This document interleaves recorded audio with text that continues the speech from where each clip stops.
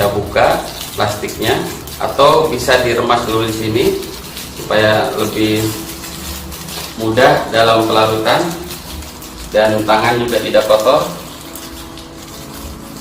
Dan kenapa di dalam plastiknya? Ini satu alasan.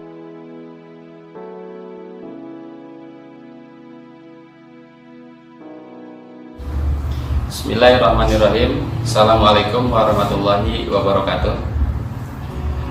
Bapak Ibu sekalian, sahabat Sinergi, mitra PT BES, kami dari tim konsultan ingin berbagi bagaimana cara membuat larutan ekofarming.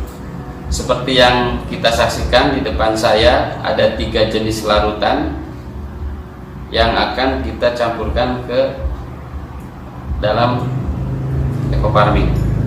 Yang pertama, ini larutan air tetes tebu atau istilah lain molase. Yang kedua, air kelapa, dan yang ketiga, air mineral biasa. Ketiga jenis pelarut ini memiliki beberapa spesifikasi. Air tetes tebu atau nama lain molase itu selain untuk menambah nutrisi dari mikrobiologi atau sebutnya bakteri positif yang ada dalam ekofarming, jadi Bapak Ibu sekalian tidak harus menambahkan molase. Dan yang berikutnya ini larutan kelapa. Larutan kelapa ini selain sebagai pelarut juga memiliki spesifikasi lain, yaitu bisa menambah daya maksimal daripada larutan biofarming karena di dalamnya banyak nutrisi atau mineral yang ada dalam kandungan air kelapa itu sendiri. Dan yang ketiga itu air biasa. Ini yang sudah umum dilakukan oleh Bapak Ibu sekalian dalam melarutkan ekofarming. Namun di sini untuk air biasa tidak ada kelebihan lain, sebatas hanya pelarut. Kita perhatikan, ini sambil contoh. Untuk ekofarming yang akan kita larutkan, ini bentuknya.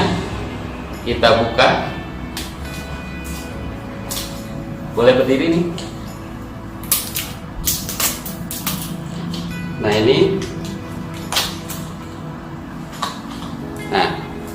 ini adalah ekofarming dalam bentuk padatan atau tub yang di dalamnya itu ada plastik pembungkus.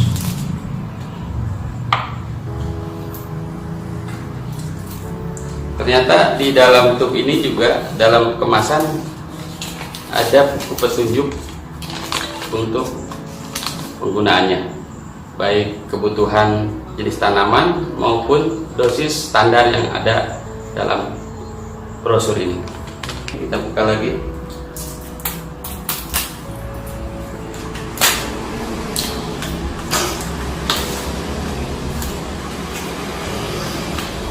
Ya, sama juga. Kita perhatikan ada pembungkus plastik dan lembab ya. Tutup lagi. Juga di dalamnya dilengkapi dengan sama seperti tadi brosur itu. Nah, nanti ini dalam proses penghitungan dosis ini sangat bermanfaat.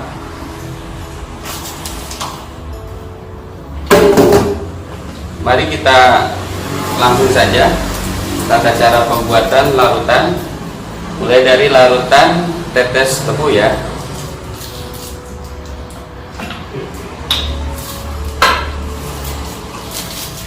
Kita buka plastiknya, atau bisa diremas dulu di sini supaya lebih mudah dalam pelarutan dan tangan juga tidak kotor.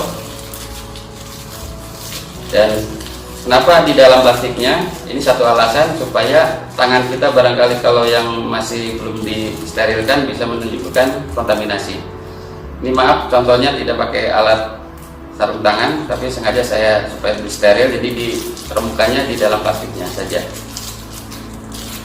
Kita masukkan.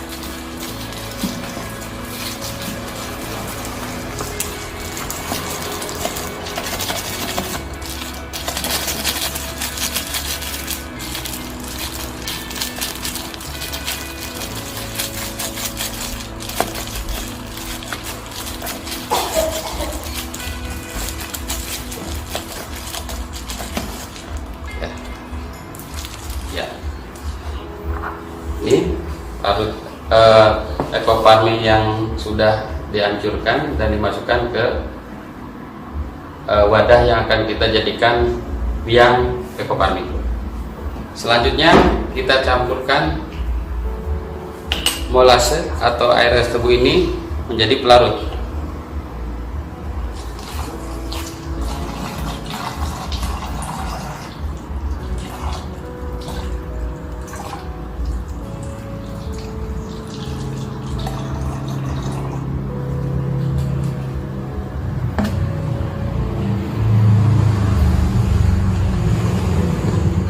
Perlu diketahui juga isi normalnya ini 600 ml, sementara saya asumsikan posisi di sini berarti sekitar setengah liter. Jadi kalau 2 hitung ditambahkan 1 liter.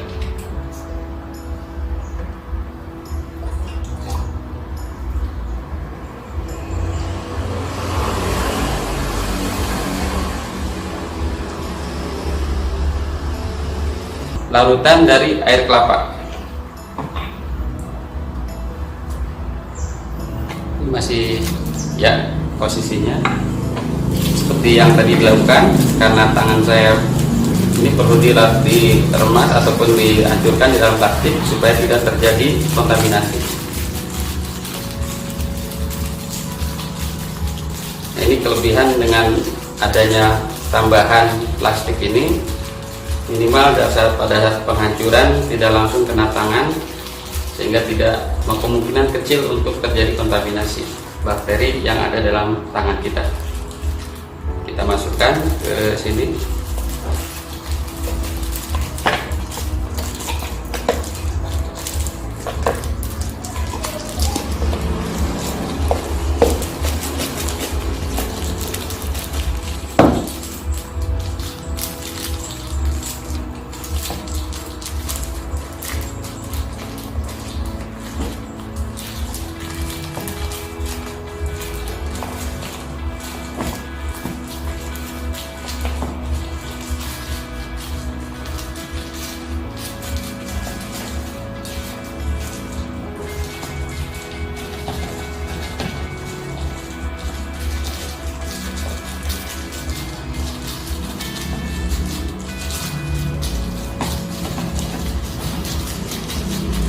Memang karena lengket jadi agak lumayan untuk memasukkannya, tapi nggak masalah, yang penting bisa masuk semuanya dengan ukuran yang sama. Kita tutup.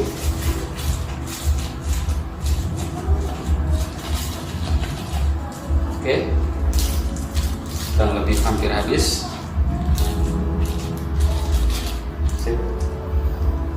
Kemudian ini hasil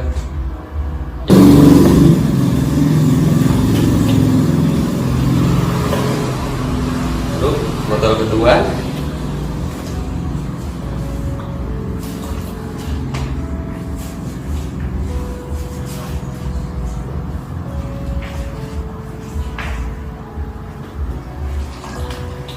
Kita kocok sedikit supaya ampas bisa langsung masuk. Ya, gitu. Selesai untuk pembuatan larutan biang ekoparmin dengan bahan pelarut air kelapa, dan proses penutupan harus rapat juga, kemudian diaduk. Ini hasil yang sudah jadi biang ekoparmin dengan pelarut air kelapa.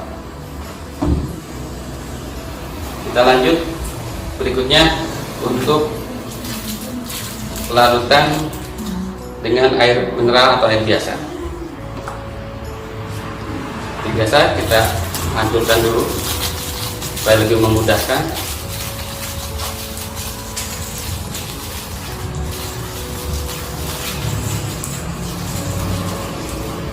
Kita buka botol untuk penyimpanannya.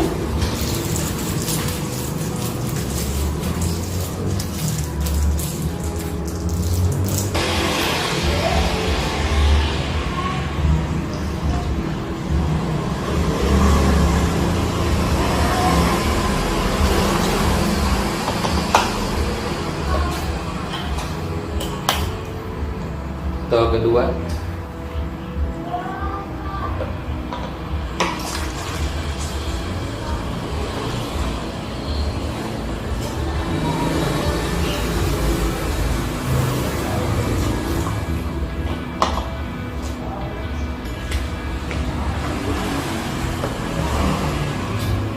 Ditutup rapat supaya memudahkan untuk pengadukan.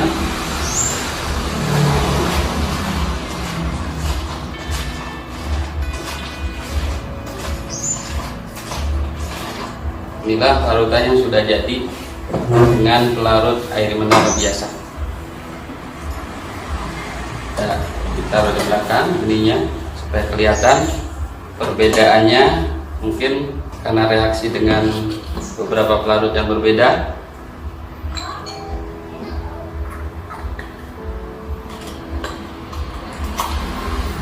Nah, ini kita susun dulu supaya kelihatan lebih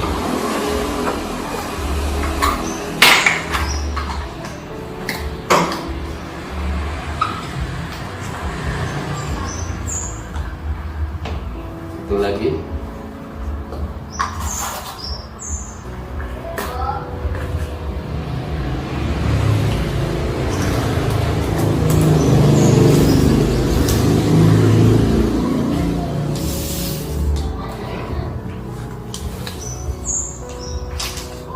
Inilah hasil dari pelarutan Coparmin dengan 3 jenis pelarutan,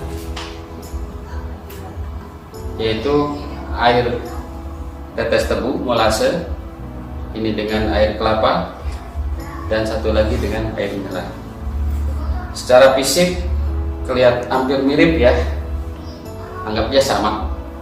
Tapi yang membedakan nanti hasil dari pelarutan ini tentunya akan memiliki efek yang berbeda-beda.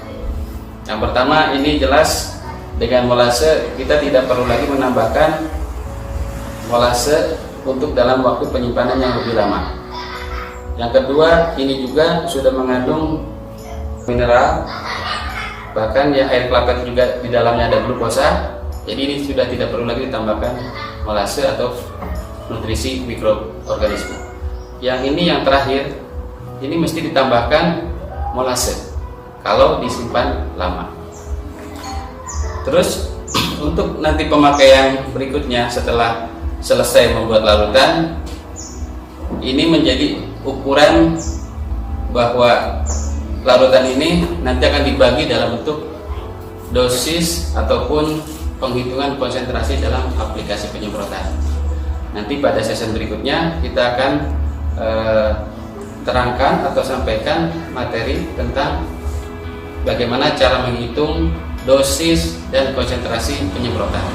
Demikianlah untuk sesi ini kita akhiri, bahwa dengan Ecoparmin insya Allah kita siapkan larutannya, tinggal aplikasi, mudah-mudahan bisa akan lebih bermanfaat untuk petani, khususnya solusi buat petani. Harapan kami dengan menggunakan farming ini dan cara pelarutan yang benar itu memberikan dampak yang lebih positif. Demikianlah beberapa yang bisa kami sajikan. Semoga bermanfaat. Salam sinergi, wa berkah, no riba. Assalamualaikum warahmatullahi wabarakatuh.